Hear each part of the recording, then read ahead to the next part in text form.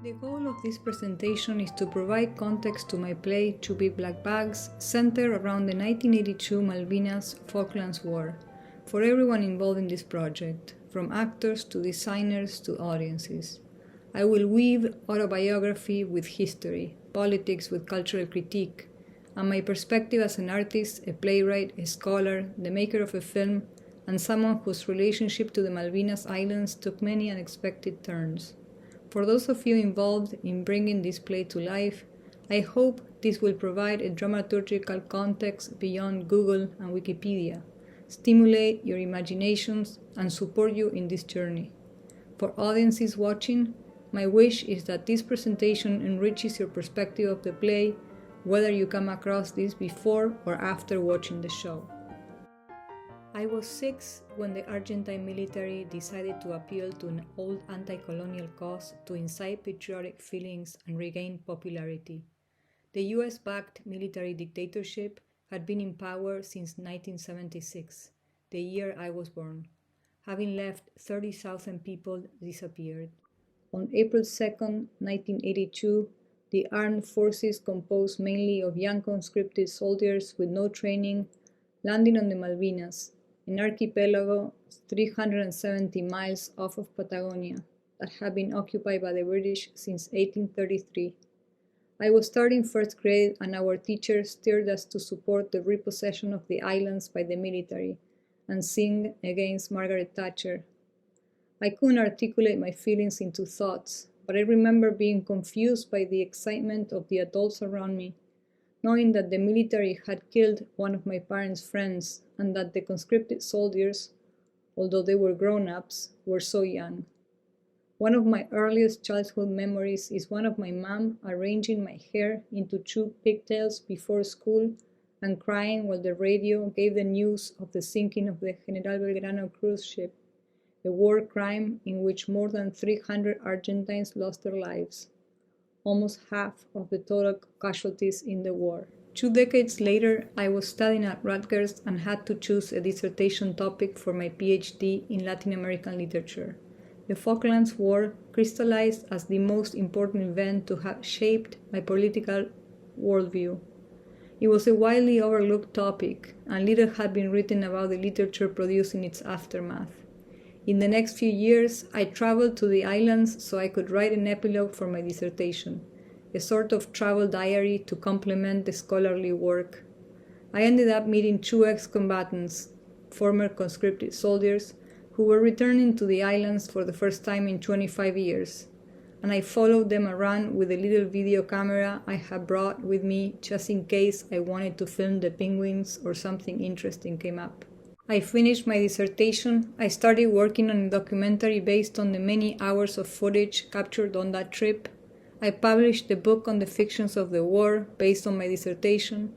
Then I traveled to the islands again, this time with a film crew, and made the award-winning documentary film La forma exacta de las islas, the exact shape of the islands, based on a traumatic event I went through following my first trip. So the first time I traveled to the islands, in 2006, I tried to document the trauma experienced by the 2 subjects I met, the veterans. The second time, in 2010, I had become the subject. Ultimately, the movie asks the question, how do we bear witness to the trauma of others? Is that really possible? By the time the film was released in 2014, I thought I was done with the topic. However, years later, fast forward to 2019, an image popped into my head. A veteran of the Malvinas who is struggling with trauma and addiction awakes to 2 big black bags in his living room. I was puzzled by this image and spent days trying to figure out the connection between the bags, which my imagination had filled with money, and the trauma of the war. I didn't think I had anything else to say about the islands, and yet there I was, writing my way into a play centered around them. I felt the freedom I hadn't experienced while thinking about this place in all the other ways. Suddenly, I had no restraints and could let my imagination take over. As a citizen of a country that carries its traumas on its collective sleeve, and an immigrant who arrived in the US right before 9/11, witnessing the collapse of the towers and the breakdown of the American psyche, which continues to be fragmented one traumatic event at a time, I am amazed by US Americans' ability to normalize the idea of perpetual war. There can't be too many artistic representations about the hugely devastating effects of war. In fact, it seems that there aren't enough these days. Hence, this play about this little war, what someone once called our own Vietnam. The 1982 war between Argentina and Great Britain for sovereignty over a group of islands located 480 miles northeast of Cape Horn was the only war in which Argentina participated during the 20th century, and the only one that involved civilians. Most Argentines supported the military confrontation at this moment, just as the dictatorial regime that started it underwent its deepest crisis of legitimacy. No previous event in Argentine history had lent itself to such consensus between the military and civil society based on a sense of national belonging and identity. Eventually, Argentina's defeat brought with it a victory in the sense that it spelled the end of the dictatorship and paved the way for a return to democracy.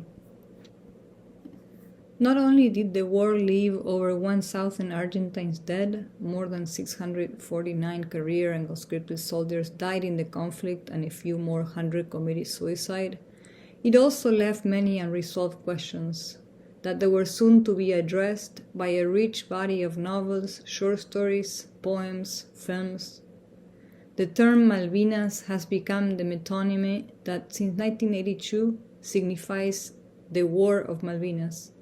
Of Malvinas, the clause that modifies the war has ended up naming the war itself. Malvinas is also a synecdoche, the part that names the whole, which is full of connotations, both physical and metaphorical. It can signify either the geographical territory made up of about 200 islands, or the sense of vindication of national sovereignty, a feeling, a shame. At the same time, the term Malvinas raises a problem of representation. The erasure of the word war reveals the denial, the difficulty, the impossibility of representing it. Finally, the term Malvinas refers to an imaginary entity, a construct, one that is circuitously central to Argentine culture. The islands and the war that tried to be forgotten kept coming back once and again by means of a variety of cultural operations. There exists a vision, more or less consensual among Argentines, which states that the war was a just cause. On both the political left and right, the idea that the islands are an irredentist territory whose recuperation is inseparable from the national identity or the national being is widely accepted. Irredentism refers to a political principle or policy directed towards the incorporation of territories within the boundaries of their historically or ethnically related political unit. The just cause is not open to discussion, and it is presented as natural and universal. Paradoxically, this cause is also celebrated in a somewhat doubtful and shameful way. By the mid to late 1800s, the newly born Argentine nation had envisioned the repossession of the islands for some time, ever since the British occupied them by force in 1833, after a short period of Argentine formal control. To give an early example, in 1869, José Hernández, author of Argentina's foundational poem Martín Fierro, published an article in which he blamed the governments that followed the British occupation for not having claimed an important part of the national territory, whose usurpation, he said, was as if a piece of our flesh had been taken from us. A few decades later, when Argentine writer Paul Grusac took it upon himself to provide the judicial and historical argumentation that was missing from the Argentine claim, He did so by introducing the issue of Malvinas into the political agenda of the highly educated elite against whom José Hernández was arguing. To give one more example of how this cause belonged to the entire political spectrum, I should point out that Grusac's book, Les Îles Malouines, was translated into Spanish at the initiative of Alfredo Palacios, who was a socialist congressman at the time. It first appeared in 1910 for the centennial of the Mayo Revolution, which was the first step towards the country's independence. Malvinas, by the way, is the Hispanicization of the French colonial toponym Malouine. Ominous metaphors such as those used by one of the members of the last military government, who called the islands a piece of our soul, an open wound in Argentina's dignity, were voiced by the military on TV, on the radio, in the streets between April and June of 1982. And they still echo in the memories of any Argentinian who has been educated with the textbooks that for decades persistently promoted the idea of the territory extirpated from the homeland. In the early 90s, approaching the 10th anniversary of the war, some literary critics pointed out that it was in fiction, not history, essay, or testimonies, that it was possible to find versions of the war that avoided the authority of the national myth, the glorification of the just cause, and the defense of Argentine sovereignty over the islands. These fictions managed to switch the focus of the debate and escape the lamentations that seem to have been imposed on society after the defeat and the fiasco of the military's adventure. The fictions in question deconstructed the great national narrative raised by the two main versions of the war, which critics called the triumphal version and the lament. According to the triumphal version, the 1982 war could be told as an epic story, a people's heroic deed. The testimonies of the soldiers, the letters written by their relatives, their friends, or just the common citizen, the official speeches, the media, all of these manifestations gravitate towards that triumphal version and are based on a somewhat diffuse and general type of nationalism that successfully expressed the desires of broad social groups. The flexibility and accessibility of this kind of nationalism is revealed in testimonies and cultural artifacts in which the rhetoric of us versus them is reinforced by a proliferation of pronouns that are easily recognizable to a US American audience aware of its history, from Manifest Destiny to any recent wars. Our country, our troops, we are good, they are bad, if you're not with us, you're against us, etc. In the other version, the lament, farcical, cartoonish, and absurd components of the war are exposed, but there still remains a wish, a frustrated desire towards the heroic deed, a certain nostalgia for what wasn't, for the homeland that we never owned. The lament sustains the legitimacy of the claim, the just cause of a war that was unfortunately poorly led. This version shares the same system of values as the triumphal version, and it doesn't manage to escape the logic of the national discourse either. Public education has played a fundamental role in establishing and circulating Malvinas as a national cause. The denial of reality that is implicit in the sentence Las Malvinas son argentinas, the Malvinas are Argentine, which is more an expression of desire than a true statement, is embedded in the textbooks Argentines have been reading for generations. These are all the issues I explored in my research before making a documentary and writing a play. I analyzed the fictional accounts because I believe that during the last 4 decades, fiction has been most successful in finding satisfactory responses to the questions and problems of the war's aftermath. Malvinas seems to translate into a discontent in the national consciousness that the aesthetical discourse is best equipped to face. The pro-war discourse that circulated largely through most of Argentine society during the weeks of the conflict was echoing a narrative that decade after decade had promoted the idea of the unredeemed territory. The popularly accepted ideas perpetuated by this literature were not based on a formal survey of the land, but on journals by 18th and 19th century travelers such as Louis Antoine de Bougainville and Charles Darwin.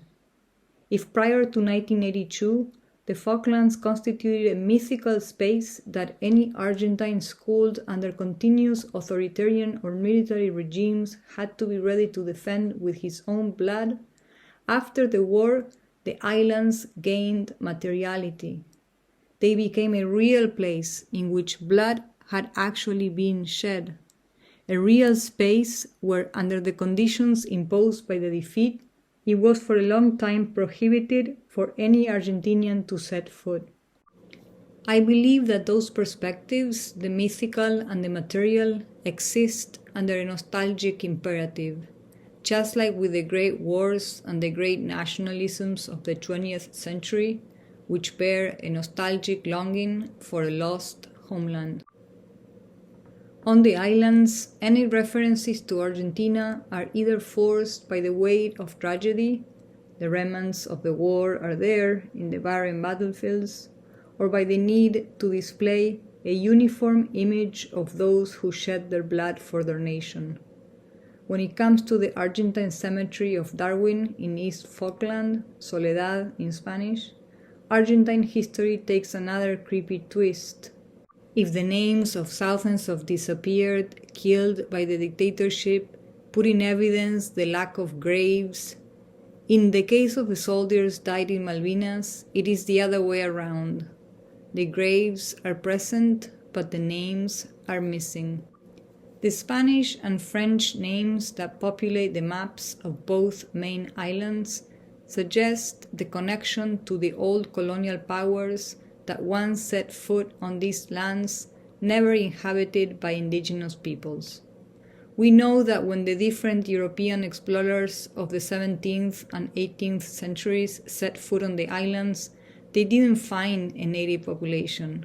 But who is to say that the Shamanas or other tribes from Patagonia hadn't already been there and hadn't already decided the landscape was too harsh, the location too remote for settlement? In the game of colonial control, the majority of English names establishes a clear dominant British presence, and the Falkland Islands are a self-governing British overseas territory. But in 2010, when I visited on my second trip, half of the roughly 3,000 people who lived there had been born on the islands. The islanders, who call themselves kelpers, after the kelp seaweed common to their shores, go back 6 or more generations. While the Argentine link is elusive when one travels to the islands, and at first sight nothing suggests the idea that Argentina ever owned this place, the islanders owe their heritage to two distinct cultures. According to John Fowler, foremost journalist of the Falklands I met on that trip, the initial Scottish settlers brought by the Falkland Islands Company encountered the remnants of the life led by the gauchos who had previously worked on the islands. They inherited their ways and the vocabulary they used to name the horses around which their life revolved was the gauchos. Their form of farming was much more like that of Patagonia than of the counties back in Britain. But of course, this connection has been underplayed because, in John Fowler's own words, it may suggest that the islanders may in fact be partly Argentine. I'm a Maroon, told me on the Malvinas a local of Dutch origin who left his country decades ago and went aboard a ship as a cook, only to fall in love with the Falkland Islander and never return to Holland. Aren't all the inhabitants of these islands Maroons, after all? To dream with islands, French author Gilles Deleuze says in his article The Deserted Island, is to dream about breaking apart, about being separated, beyond the continents, to dream about being alone or lost, or to dream about going back to the beginning, starting from scratch, recreating. On these islands, overbearing forms of harshness and barrenness coexist with exuberant forms of life. The insular character of this land emphasizes those contrasts. Forever subject to national claims, the Falkland Islands force us to pose a question. This question, under the well-calculated forms of exploitation of natural resources that has always been at the core of extractivist capitalism, should perhaps apply to every piece of land on Earth. Who really is in charge? The wide variety of narratives of the Malvinas War offers an interesting example of how the tragedies of history can return once and again through cultural artifacts. Oftentimes, the causes and consequences of war have a way of being forgotten. In the case of the war that originated my research, my film, and eventually this play, fiction provides us with plenty of reminders, interrupting the narrative of the media and the social discourse in order to become its own specific knowledge of the war, with its own rules. This is one of the reasons why I write. In his Voyage of the Beagle, Charles Darwin documented his 2 visits to the Falklands in 1833 and 1834. Among other lessons learned in what he described as these miserable islands, he found a species of fox-like wolf called wara, the only native land mammal of the islands, and later predicted that this kind animal would not survive human settlement. In effect, the species became extinct in 1876, when the last wara was killed on West Falkland.